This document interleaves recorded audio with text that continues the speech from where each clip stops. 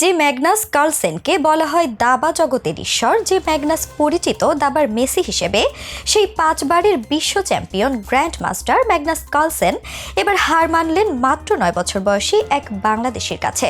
খুদে দাবাড়ু রশিদ মুগ্ধের কাছে সর্বকালের সেরা দাবাড়ুর এমন হার চমকে দিয়েছে পুরো বিশ্বকে। কিন্তু কে এই রশিদ মুগ্ধ, যার কাছে হারতে হয়েছে বিখ্যাত সব দাবাড়ুদের মাস্টারকে?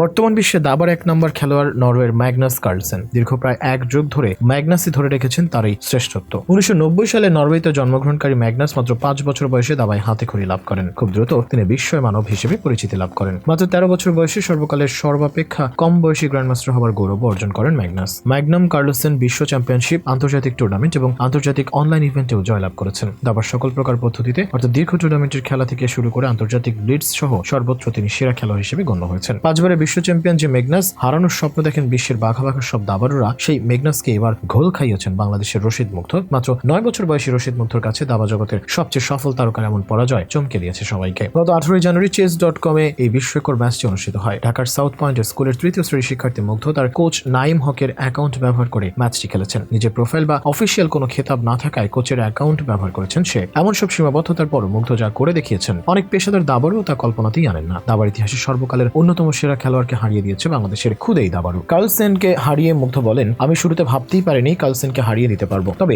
একসময় এসে উনি একটা কুইন ব্লান্ডার করেন। এরপরই আমি বুঝতে পেরেছি ম্যাচটা জিততে পারবো। শেষ পর্যন্ত জিতে গেছি। বিশ্ব চ্যাম্পিয়নকে হারানোই আমার মধ্যে আত্মবিশ্বাস অনেকটা বেড়ে গেছে। ভবিষ্যতে আরো ভালো খেলতে এই ম্যাচ অনুপ্রেরণা যোগাবে। মুগ্ধ যে গেমটি খেলেছেন তার নাম বুলেট গেম। এই খেলার নিয়ম হলো 1 মিনিটের মধ্যে ম্যাচটি দ্রুত শেষ করতে হবে। ফিদে মাস্টার, আন্তর্জাতিক মাস্টার, গ্র্যান্ড মাস্টার সহ খেতাব পাওয়া দাবাড়ুরা অনলাইন এই টুর্নামেন্ট নিয়মিত খেলেন। তবে কার সঙ্গে কার খেলা পড়বে সেই পেয়ারিং আগে থেকে জানার উপায় থাকে না। সফটওয়্যারের মাধ্যমে 1 রাউন্ড পর 1 রাউন্ড নির্ধারিত হয় কে কার সঙ্গে খেলবে। সেইভাবেই সৌভাগ্যক্রমে ম্যাগনাস কার্লসেনের মুখোমুখি হয় মুগ্ধ। ফিদে মাস্টার, আন্তর্জাতিক মাস্টার এবং গ্র্যান্ড মাস্টারদের মধ্যে এই ফরম্যাটটি বেশ জনপ্রিয়। chess.com-এর র্যান্ডম পেয়ারিং সিস্টেমের মাধ্যমে মুগ্ধ হঠাৎ করেই কার্লসেনের সাথে ম্যাচ খেলার সুযোগ পেয়ে যান, যা তাকে তার প্রতিভা প্রদর্শনের একটি দারুণ মঞ্চ তৈরি করে দেয়। মুগ্ধর ম্যাচ নিয়ে তার কোচ নাইম বলেন, আমি মুগ্ধকে দাবা শেখাই। সে সবসময় অনলাইনে খেলতে ভালোবাসে। আমি আমার আইডি দিয়ে ওকে খেলতে দিই। হঠাৎ ও আমাকে ফোন করে জানায় যে ও কার্লসেনকে হারিয়েছে। প্রথমে আমি বিশ্বাস করতে পারিনি। এরপর ও আমাকে স্ক্রিনশট এবং ম্যাচের বিস্তারিত পাঠায়, যা দেখে আমি অবাক হয়ে যাই। মুগ্ধর এই জয় তার ধারাবাহিক সাফল্যের তালিকায় একটি নতুন মাইলফলক। ভবিষ্যতে দাবার গ্র্যান্ডমাস্টার হওয়ার সব উপাদান মুগ্ধের মধ্যে রয়েছে, জানিয়ে নাইম যোগ করেন, ওর মধ্যে আমি অনেক সম্ভাবনা দেখছি। এখনকার সময়ের অনেক দাবাড়ুর চেয়ে